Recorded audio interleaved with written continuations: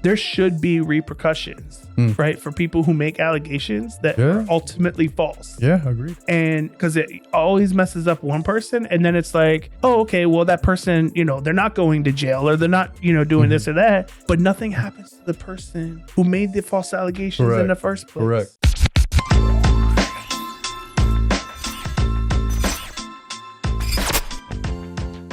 What up? Welcome back to another episode of the Think RBA podcast. Ken, my man Hack, sir. Been a long week, but we back in business. Sir. So coming off of the All-Star game, just gonna jump right in. All right. Biggest news. It was kind of a slow week. It was. But there was some pretty big news in the NBA. So we wanted to start there today. Sure. And that is that Victor Wembanyama. Sorry. With the ma. Look, it's been a long week. I said it's been a long week. I was gonna say, is this a cultural No. thing? No. Okay. Wemby. Just gonna say it there. How about that? Wemby. Okay. But in all seriousness, so this is actually a serious issue. This is out for the season. Surprising. Yeah, man. Unfortunate. Even to the point where D was like, I didn't think that he even followed, and then he like randomly was like, Dad, Wemby is out for the season? I was like, D, since when do you keep up? When do you follow football's his right. thing. So that's how big, man. It's a big loss. So out for the season, and this is the seriousness of it. A blood clot in the shoulder. Yep. I'm going to get to see what your reaction is, but there have been other athletes, particularly NBA players, who have had similar types of blood clots and ended up altering their career. Yep. The trajectory of the career, shortening careers. Yes. I think like the most recent one that I can remember is Chris Bosh. Yes. Had something like that. And you remember he kind of was out of action for a while till boom. And then he had to retire. Now the Spurs, I think, have come out and said they expect a full recovery and all of that this is isolated, I believe they said. But I guess my question for you is, number one, do you think, like, how serious is it, number one? And number two, what is the impact on the Spurs? And so before we get your response, we have a new fancy timer. Sure. So we got the timer going? Let's do it. All right, let's get the timer going. Wemby out for the year. Your take, go. Bro, so Wemby out for the year, definitely big. This is one of those another seismic change in the game, in the sense that this is going to impact the NBA, not just the Spurs. Wemby is one of the faces of the franchise as almost a rookie, or a year separated from the rookie, being a rookie. I think this is going to hurt the NBA. It's going to hurt the Spurs, obviously. But at the same time, health is most important. If your health is not right, you can't play. You can't even live life. Forget the game. You can't even just live normal life. So I'm glad they were able to catch it. It's unfortunate he had something like this early in his career at such a young age. I hope they're able to. I'm not a medical practitioner, so I don't know what the seriousness of the matter is. But what I do know is that I'm glad they caught it early, or early enough where they can address it. And if he's out for the season, I'm sorry. But at the same time, he seemingly has a long career ahead of him, hopefully, because there's just so much untapped potential that we want to see from this guy, from this young man, and what he can bring to ultimately, and I'm going to say it, and I'm sure many people have said it, to eventually becoming a GOAT caliber player at some point. And it's a big domino effect from just his presence. You know how they say when LeBron changes a team, like the economy in that area changes? This is how I think the Wemby effect will be as he progresses in his career, right? We already talk about the Wemby effect. When there's a guy going at the rim and he's in front, what do guards do? They back up. They don't attack anymore, right? They're scared of him. That's the Wemby effect. And there's plenty of receipts out there. You can Google it, YouTube it. The other Wemby effect will be this part. So when him being out of the season hurts ticket sales. So there's just a whole plethora of things. But I hope, all that aside, I hope he figures out his health to get it right. He's back up in action. But take all the time you need. Don't rush back into things.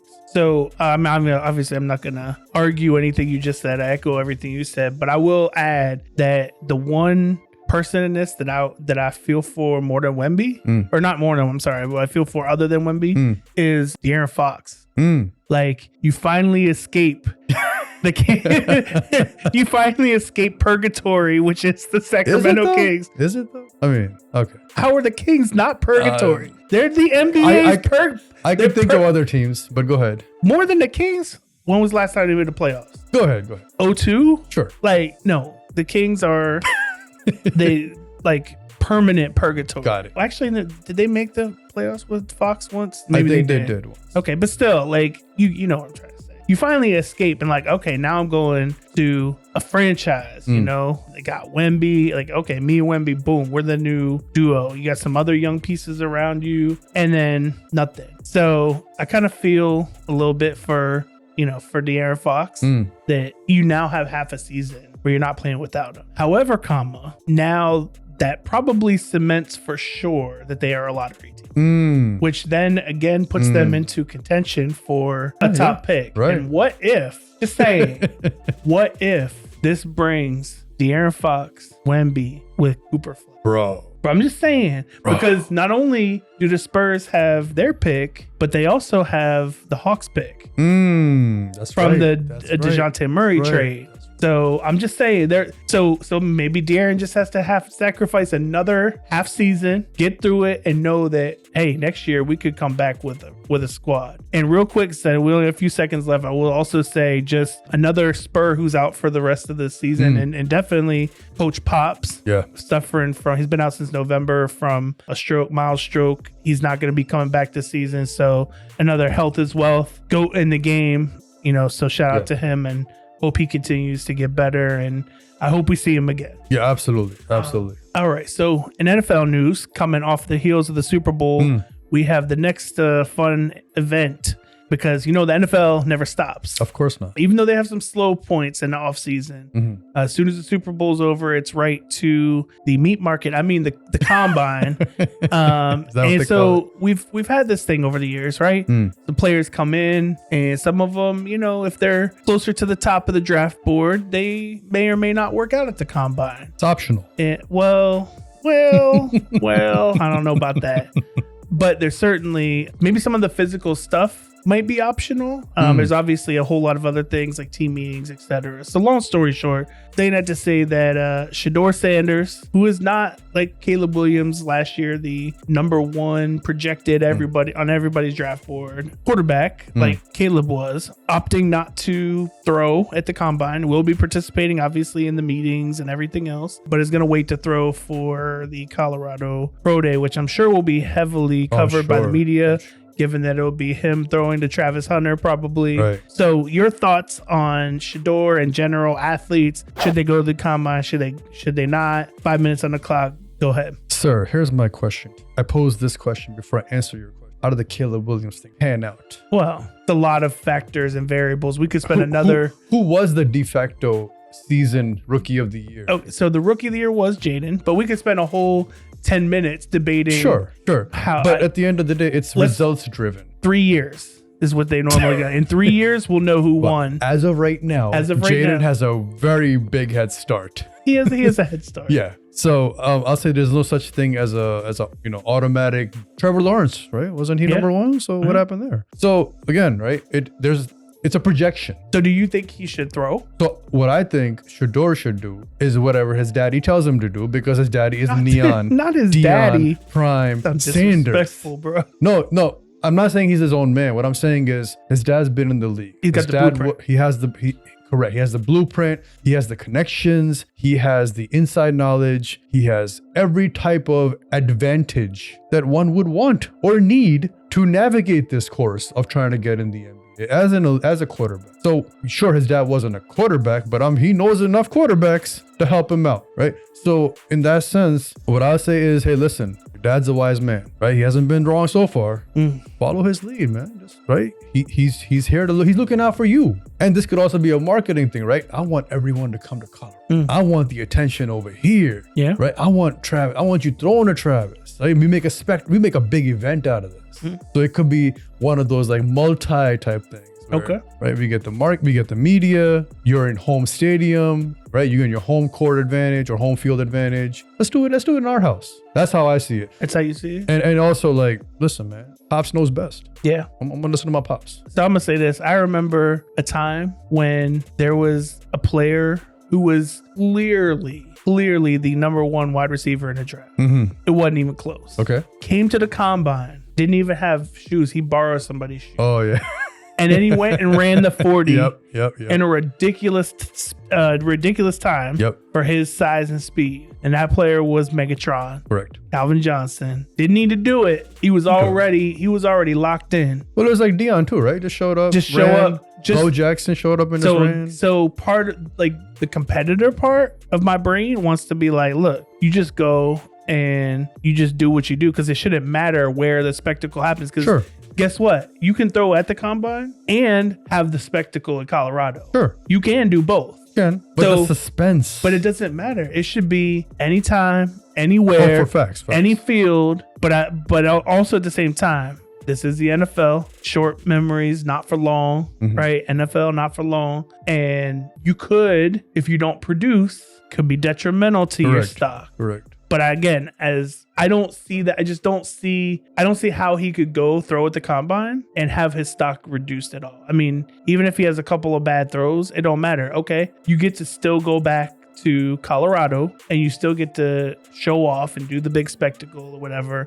And guess what? You are still a Sanders. Correct. You're still going to get drafted in the top 10. I mean, it's going to happen. There's too many teams that need a quarterback that are going to draft you. Absolutely. So to me, I wish that he would, but I do understand increasingly that players who generally feel locked into the top few slots are going to say, yeah, I'm not going to throw here. I'm going to throw there. Instead, I mean, I get it's a business decision. However, I think I just, like, the competitor in me was like, look, I'll go throw down at the local, high school field if I got to get here. I'll go do whatever it takes. And with that, one last thing I want to add to that. Supposedly, it came out that he plays with one team and one team only on Madden. Hey, real quick guess, 4, 3, one team on Madden? 2. ATL. No, the Cleveland Browns. Really? Wow. Interesting. Who might be in position to take him. I'm just saying. I think the Giants were in position or wanted to get him. It depends on if they do. I mean, we'll see what what happens. Giants are good at developing and giving to others. I was going to say, they'll just develop him and then it'll be right on time to trade him to somebody else. Exactly. All right. Sticking in the theme of the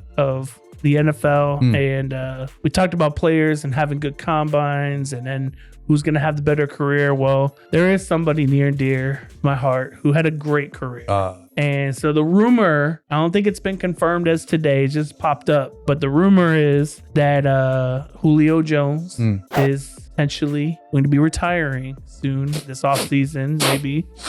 Should I get a tissue for you? I think so. So if that happens, he retires with 914 receptions, 13,703 yards, 66 touchdowns, 7-time All-Pro. Sir, 5 minutes on the clock. Julio Jones, just let it spill. Because I know you have a lot of respect for Julio. No, I do. I do have a lot of respect for Julio. I think he's very underrated, severely underrated receiver and athlete. Just an athlete. He's a phenomenal athlete. I think he was probably one of those athletes who can excel in any sport, blows his mind.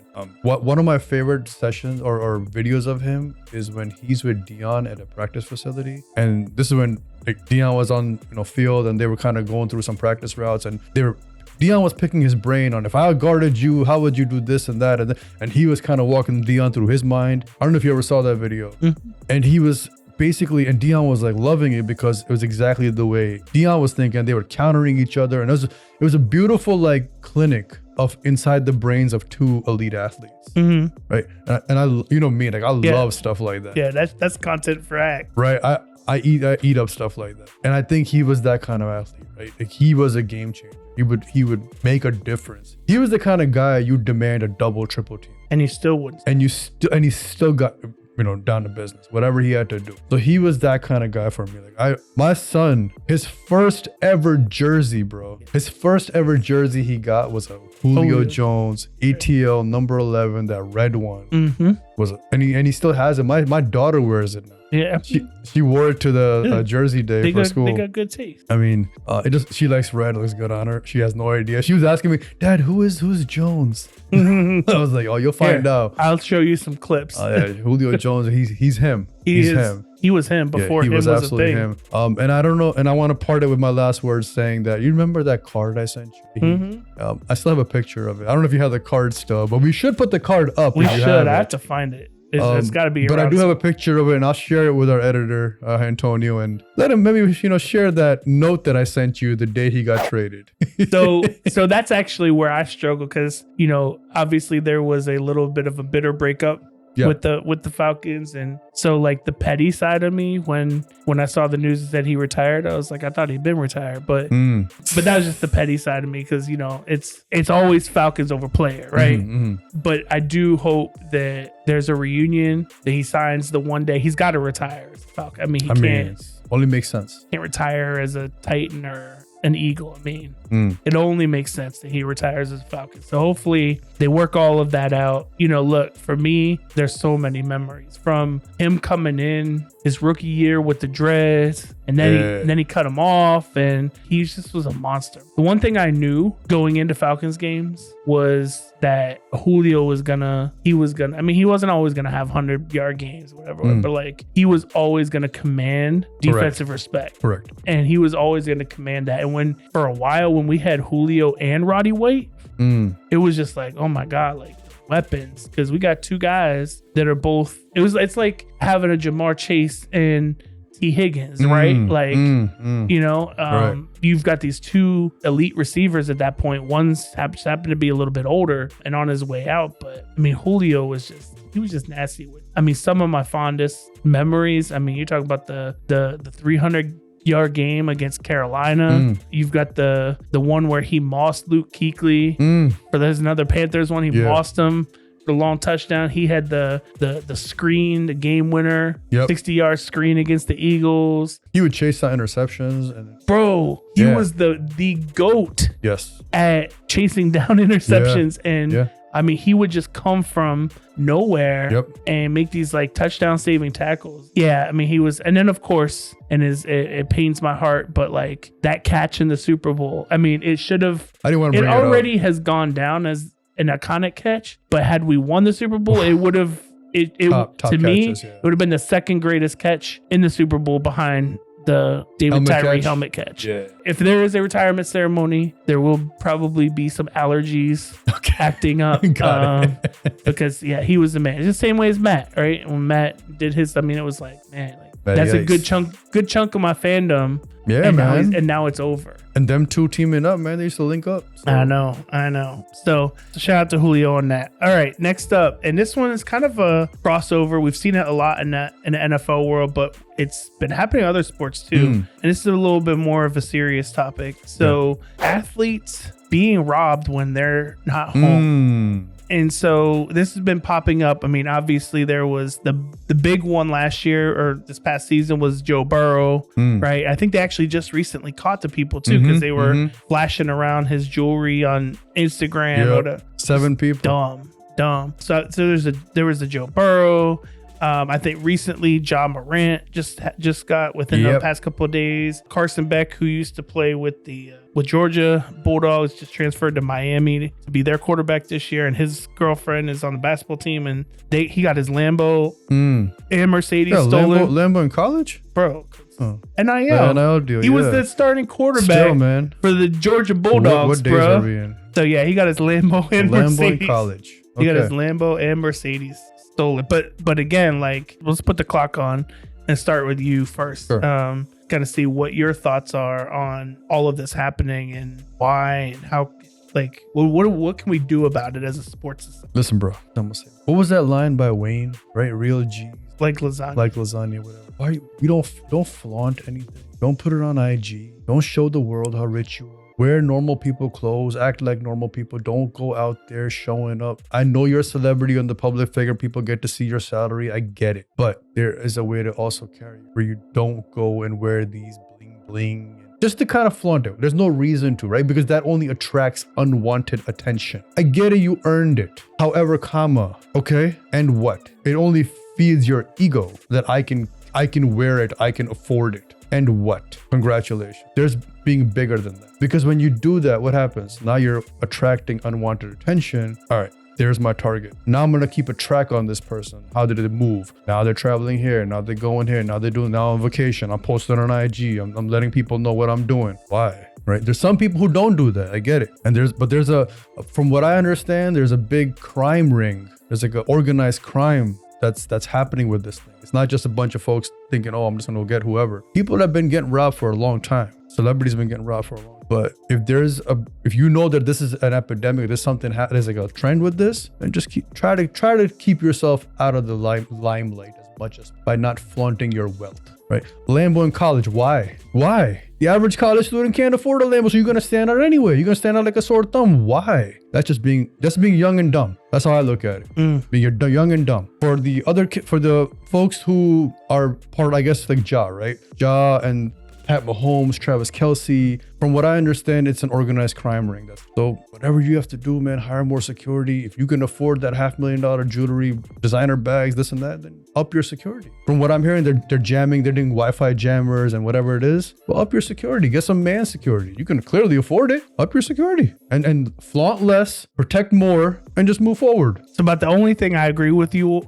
on is the upping your security. The rest of it, no. Right. Because so beefing up the security piece of it, I think they got to realize. And if you've got the money to have these things, you have the money to beef up the security on. Sure. And also too, then if it's an organized crime thing, right? And obviously it's easier to get information now in the digital Public age that we're in. Right. There needs to be an organized effort by the NCAA, the NFL, the NBA, etc., to work with authorities to combat whatever this organized crime ring is, right? Your employees are being targeted. To protect their athletes, to protect their employees.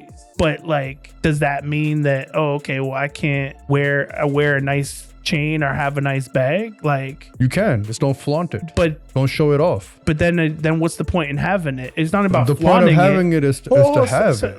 I gave you your full 2 minutes.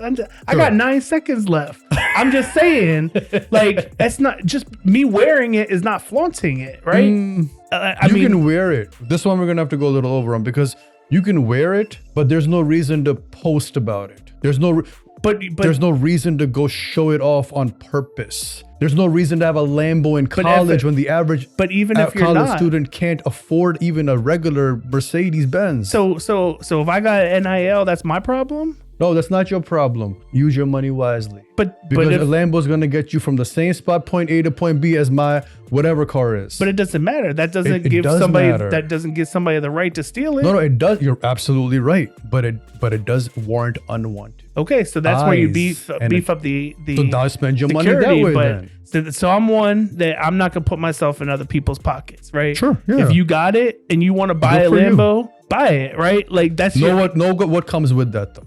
So again, also know, all right, if I buy this, I gotta buy more. I gotta get more security to make sure that this thing don't go missing. Correct. Because I understand I'm a public figure. People can find my address and my location, but that doesn't mean. And again, even if you are, let's say, Burrow wearing it, right?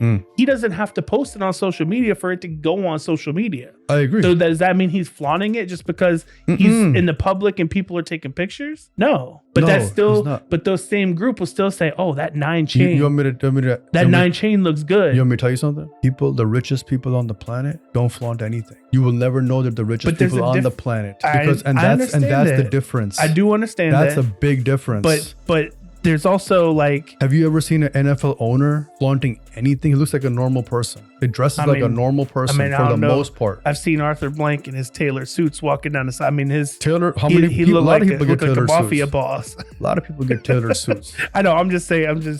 I'm being lighthearted about it. But I'm just saying, like, look, if I like jewelry, I like jewelry, right? Sure, and if I'm not posting about it, but I still want to wear it, and I shouldn't get punished. I'm not flaunting it. But again, also, I think it's beefing security, and I think you remember Stephon Marbury, New York City. When he was on the Knicks, remember he was at a stoplight wearing his big chain, got robbed right there. Yeah, but I mean, I think people are gonna get targeted anyway because again, if you don't wear it, people know you got money. You got money somewhere. You gotta beef it up. So you're still gonna get targeted whether you wear it or not. The richest people on the planet don't show that they're rich, but we still know that they're rich. Correct, and they can still get targeted, but they don't show it. And those are billionaires. That's a big difference. Correct.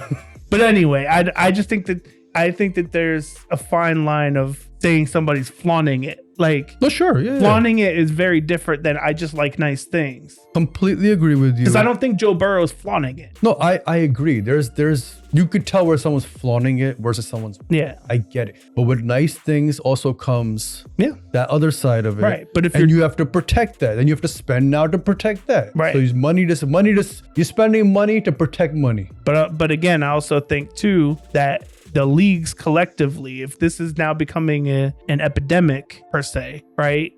Like if this is going to be a common occurrence now, they need to work with the authorities to do something about it, because the last thing we need is another Sean Taylor situation. Oh, bro, right? Seriously. And so, I mean, that rocked the world and continues as we continue to celebrate him over time. That's all I'm saying is, like, even Sean Taylor, I don't think Sean Taylor was flaunting anything. No, he wasn't. And he's still, right? We still end up in that situation. They thought he was gone for the team, and guess what? He wasn't. And who's the, like, is that going to happen sometime? I mean, now we have, there is a risk of that. They have a greater insight into when people are away from their homes, but because now we got social media where everybody tracking their every movement. Hey, just beef up the security, man. At the end of the day, that's all. All right, next topic. Staying in the NFL, but we're going to take it back a little bit. And I don't think you even know a whole lot about this. Okay. This is one where I'm just going to kind of surprise you with and get your general reaction. So, and maybe you do. I don't know. You'll surprise me if you do. There's a player named Richie Incognito.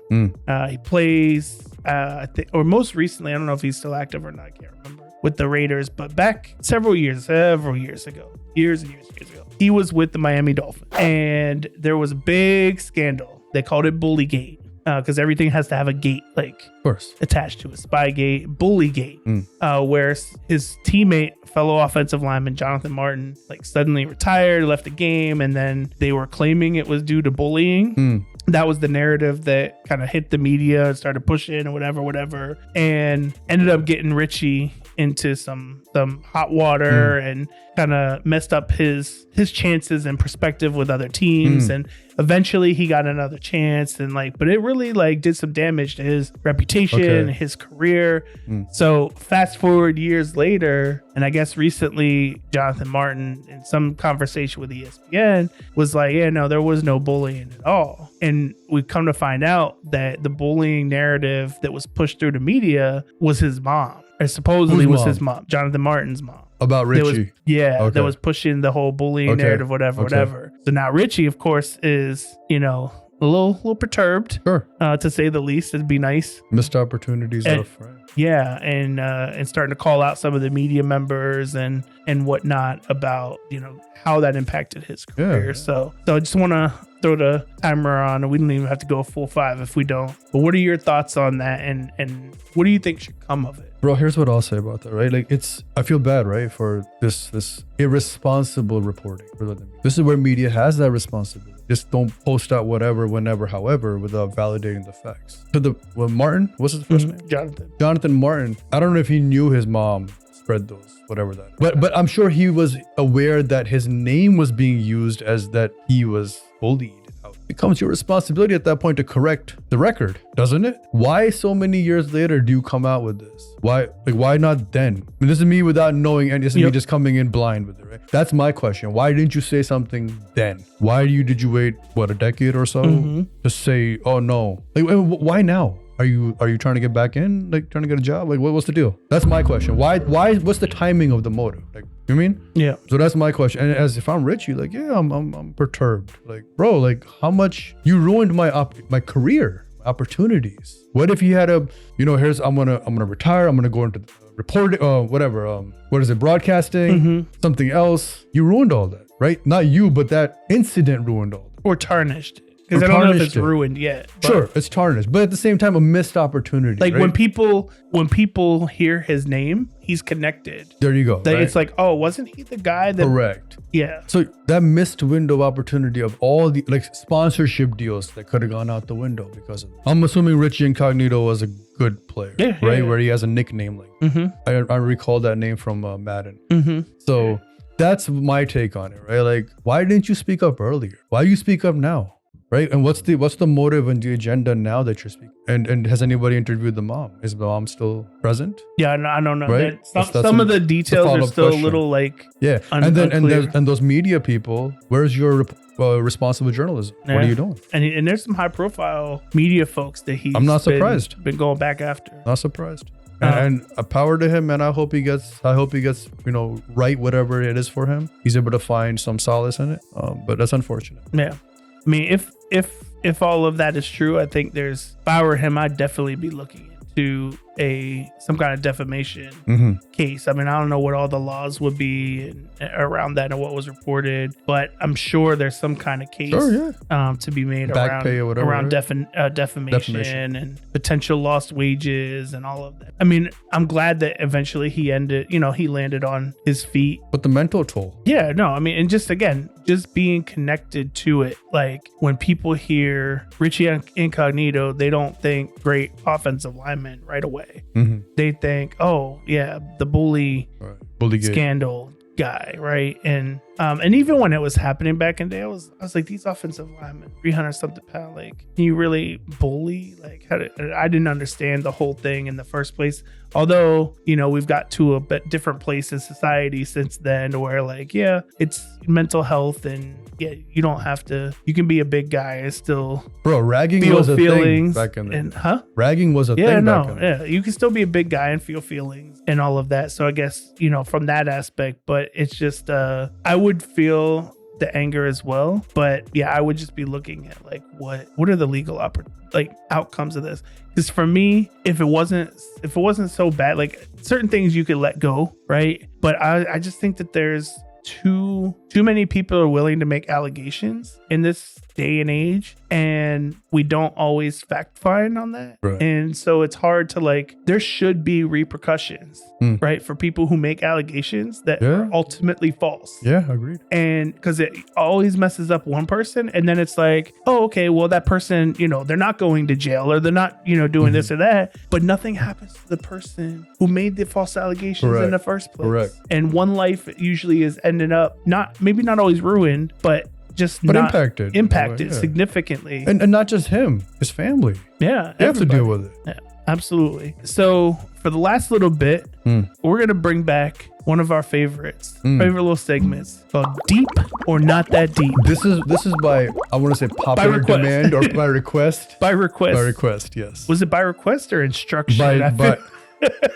Yeah, this might be. No, it was highly recommended. Yes. So we're going to bring back Deep or Not That Deep. So I've got a number of different categories or different things, stories, not big stories, just little things that I want to find out whether it is deep for you, which means it's big, it's impactful, it's important. Worth discussing. Or it's not that deep. Got it. Right? Which is the inverse of all of that. Sure. So you ready to go, sir? Let's do it. You got 10 minutes on the timer. First one. Let's go back to the NBA. Okay. And we'll start there. Is Luka back? So just a day ago, from where we're recording today, he had, I think, 32, 10, and 7, including a beautiful lob pass to LeBron. JJ hyped him up in the post game. Is Luka back? When was he gone for him to come back? He's been gone. He was injured. Yeah, he was injured. Some people feel like he's been gone. Literally, a headline said he's back. Because that's what catches the media and the eye of the public. He was never gone. He was hurt. Yes, he was gone. But he's been back. He is Luka. Let's not forget who this man was and who he took to the finals with against the gauntlet that he went up against. So I don't think it's deep, but people may think it's deep. Okay. What about the 32-10-7 performance with the Lakers? No, it's his I highest. Expect that of is Luka. That deep or not that deep? No, because it's gonna be a norm at some point. Some point. Yeah, he's on a new team, so learning a new system. So I'm gonna say it's deep because he's on a new team in a new system, and it's Luka. He does what he does. The lob to LeBron, getting the chemistry there, that is deep right now. Because it's only his second or third game he's played with them. I expect that. I expect it later. No, why? I don't expect it right away. No, I think it's deep. I think he's there. That's what it is. I think Luka does what Luka does. That's what he does. No, well, there's questions about that. That's why they got rid of him in the first place. And we know the prescription plan he's on. The same Giants GM. Well, clearly not. He's not on Mark Cuban's discounted prescription plan. All right. That's a good one. Next up, let's talk about the Dubs. Andre Iguodala, jersey retired for the Dubs. I was like, what do you think? Deep or not that deep? So it's deep for Dubs fans. It's not deep for the casual, average, any other fan, or maybe his family, right? Or people close to Andre. What I'll say is he was part of that team, that monumental team, right? The dynasty. Finals MVP. Right. So he was part of that. And he's been part of that, right? He was part of the build-up, the whole nine. So he was with them when KD was there, when he wasn't there. Like, so he helped them. He was a monumental part of that team, the dynasty. So that's why it's deep for them. Is it deep for the rest of us? No. So now, basically now Dre, we already know Steph is going up there. Oh, of course. But now Dre Clay got to go up there too. Of course. KD got to go up there. Two. Yeah. He had what? Both Finals MVP. We'll see. It starts a precedent. No, I agreed, 100%. Right. But again, did Dre win a Finals MVP? No, but No, I get it. He's part of the, especially if he plays there his whole career. And yes, he's going to go up there. I get it. Will it be a deep another one? I'll just scratch it right now. Not that deep. They all have to go up Not there. that deep. Honestly, I thought it was deep from the aspect of I would have never had it on my bingo card that his jersey would get retired. I mean, honestly, like, he was a great player, and yeah, he had the Finals MVP that should have been Steph's, but still, like, he didn't do that. It's not like he leads them and that franchise in any particular category. Anyway, He has one more Finals MVP than Draymond and Clay. So yes. All right, sir. I'm on to the next one. And back to the Lakers. Bronny watch in the G League, 24-6-5. Rich Paul said he's actually wants Bronny in the G League because he wants to focus on him getting that real development. Will Bronny be a weapon come playoff time? Deep or not that deep? Man, this kid he's being measured and targeted as a rookie, just like his dad was. Just because of who his dad is the reason why we're so hard on him. Like, a lot of rookies come and go. A lot of rookies in the G League. They develop. We don't pay attention. Like, let the kid live. Let the kid just live. Right? Let me ask, all the people criticizing him, where are they? Oh, they're writing about him. They're not in the league. They weren't good enough to be in the league. That's what we're sitting here talking about him. We weren't good enough to be in the league. People, let the man live. Let him develop. Some people are late bloomers. Some are early bloomers. Not everyone's LeBron. Calm down. Shit. Oh, God, got my God to curse. Like, oh my God. All right, so not that deep. No. I'm with you on that. Not that deep. Let's move on. Stay in the NBA. Worked up there. No, look, I love it. Oh, my man said shit. Zion, a name we don't really talked about a whole lot.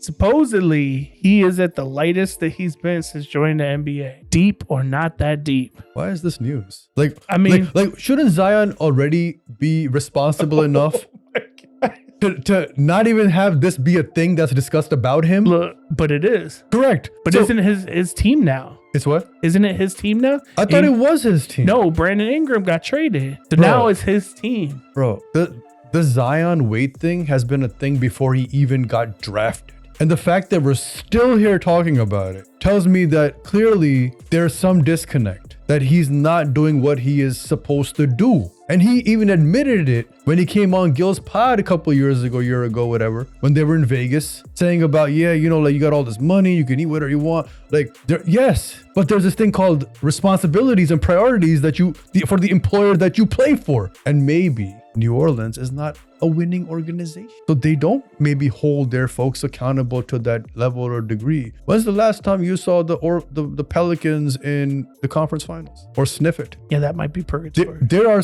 And that's what my point was earlier. I know some other teams that are not that are better. They're worse than the Kings. So deep or not that deep? No, it's not that deep. Why are we discussing this? Or it could be you just wasted like whatever time. Or you could say it's deep from the perspective of this shouldn't even be an issue, and that's is deep that it's even an actual issue. I'm just saying. All right, the plate is deep that he can't. No, oh my God, not the bro. Sir, why are we even like? So you're a freaking NBA player. There's a certain level of standard of performance that is expected of you as a franchise player. Step up to the plate, own it, right? And if you can't, someone else will come take it. Switch over to the NFL now. Deep or not that deep? The NFL is changing the kickoff rules again or supposedly looking into it. Rather, now instead of a touchback resulting in starting at the 30, they're looking at starting at 35. Deep or not that deep? I guess my question is, does the 5 yards make a huge impact or difference when it comes to injuries and like, I guess not even the injuries, but they talk about the team will be starting 5 yards closer to I got that, a touchdown. I'm not even looking at that. I'm looking at it more from I'm assuming they're doing it because of injuries, right? It lessens the impact because it's five less yards so that's why they changed it in the first place. But then what happened was we mainly just got a whole bunch of touchbacks. We got a few returns, couple of touchdowns, but not many. Those were definitely down. But like at the end of the day, it was just a lot of just kick it. I mean, at this point, it's like you could just get rid of it altogether if all it's going to be touchbacks. So I think that's why they're trying to say, okay, well, if you touch back, instead of being at 30, the other team's will be at 35. So now you have an incentive to not kick it through the end zone and try to force them into a return so you can get them to start further back than the 35. That's what I believe got into this. And this is the part of sports where I say this is, remember people, this is an entertainment business. This has nothing to do with fair play. It has nothing to do with any of that. It's entertainment to get you to talk about and get excited over. Should they do it? Should they not? Blah, blah, blah, blah, blah. Okay. So deep or not that deep? I personally don't care. You got one. Don't care. Not that deep. Okay. I think it's actually very deep because I think that it's already like, even starting at the 30, because you used to start at the 30, at the 25, right? Then starting at the 30, it's like 2-3 plays, teams are almost in field goal range. And it just seems like, I guess if you want scoring to be up, but like, it's just too easy especially when people are in the 2-minute drills, like it's so easy to get on the other side of the 50, it seems. Is it? It really does. Like teams just, all of a sudden it'd be like one pass for 17 yards, another pass for 15 yards, and boom, now you're like fringe field goal range. Versus when you started back at the 25, you're if you have those same two plays, you're not even at midfield yet. Like, so that 10 yards, if they move it to 35, that 10 I thought yards you said it was 5 yards. It's 5 yards from where it is now, but it used to be the 25. Got it. So I'm saying that's a 10-yard difference over 2 seasons. Got it. And when you talk about sometimes teams get down to the 1 yard line and can't punch it in, every yard matters. Sure. So if you give them 10 yards over 2 years, head start to a touchdown, I mean, what are we doing? So it's like the NBA, right? People want to see more scoring. It's more exciting. No, maybe this is what it is. This is why it's deep to me, because I'd rather just eliminate the kickoff and have teams start at the 25, and I'd rather see good offensive play, right? Yeah, but then there's downsides to that because you lose your special teams guys, right. Yeah, but that exciting run back. But there's not that many of them now anyway. But when there are, though. But it's very few.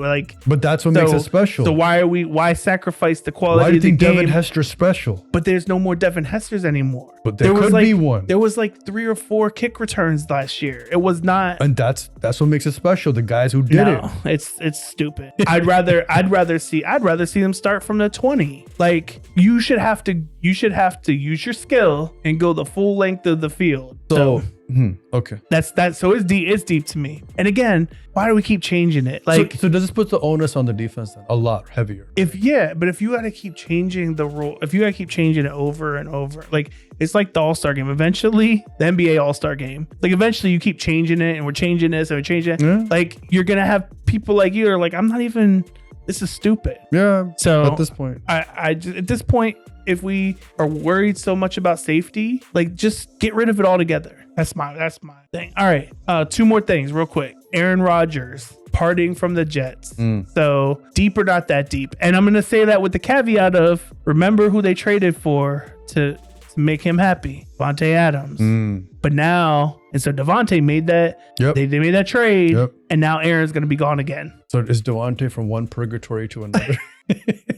I mean, so who's the backup? I don't even remember, and I'm sure they're going to be in the market for one of the top quarterbacks. Is Shador going to be in New York? Maybe one they'll trade or the for other. Maybe they'll trade for Kirk Cousins. Hey, So what I'll say about, man, Aaron's like a staple. He's been around for so long and has such great performances. To see him go out this way is like, that's the way he really wants to go out. Or we would like to see him go out. It's a pretty ugly ending in It New is, York. yeah. It really, well, it's New York. But at least they didn't. It's fitting to New York. But unlike the Saquon on the other side, at least they brought in their new coach, and new coach was like, look, you're not my guy. I want to bring in my own guy. Like, it was quick. They didn't drag it out. They didn't. I mean, if I were Aaron, if I were on a professional side, at least I would feel like, okay, thank you for not dragging it out for me. So I know in February that I need to be looking for another team, later on. So the worst thing you could do is have it drag on, and then all of a sudden, they bring somebody in and you end up getting benched right before week 1. So in the words of the great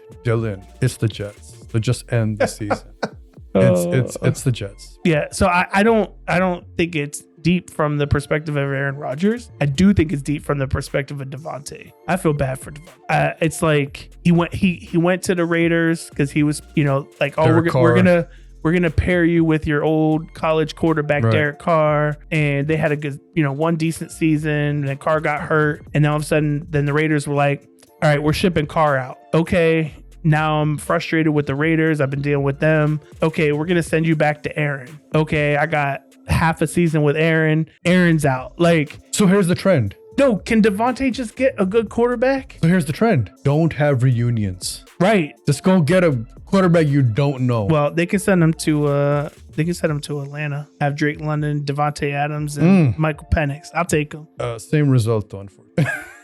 And then speaking of results, the last one is a potential upcoming track race. Yes. Between Noah Lyles and Tyreek Hill. Supposedly the challenge has been laid down, including, I think Noah just had a race recently. Yeah. And he pulled out, after he won, he pulled out a piece of paper. It says something like, not Tyreek could never. Tyreek could never. That's right. So deep or not that deep? Deeply entertaining. Deeply entertaining. That's what I'll say. So you tune in. Oh, yeah. Absolutely. 2 speedsters. See who wins. I think they should have it live on Netflix. What I think they should do is throw any other NFL race that wants to DK Metcalf, T.O. Throw guys in there who are runners, man. Who can. Yeah, just get like a whole. Yeah, whole track of just guys who run whatever. 60. Xavier Worthy. Boom. Let's do it. I would love it. So deeply entertaining. So who wins? I gotta go with Cheetah. There's a reason your name's Cheetah. Dude, he's an Olympic track star. He's an Olympic. He is. This is all he does. He trains for it. That's all he does. I don't like his take on sports. Maybe that's like the clouding whole my judgment. Championship, call them world champions. You're not world champions. You're the United States champions. But still, that's all he does. He eats, sleeps, and breathes track and running. Yeah. Give me the Olympian. I'm gonna go with Cheetah. No. Yeah. Give me the Olympian. I always go for the underdog. You know this. Yeah. You know this. I mean, Tyreek would be the underdog in this situation. He would, but I would go with the underdog. No. It's an freaking Olympian, bro. That's all they do. I always go for the underdog. That's what I do. So I'm gonna go with him. I can't get down with it. So, all right. Well, sir, appreciate you. Yes, sir. Thank y'all for tuning in. Till next time, Think RBA. Peace.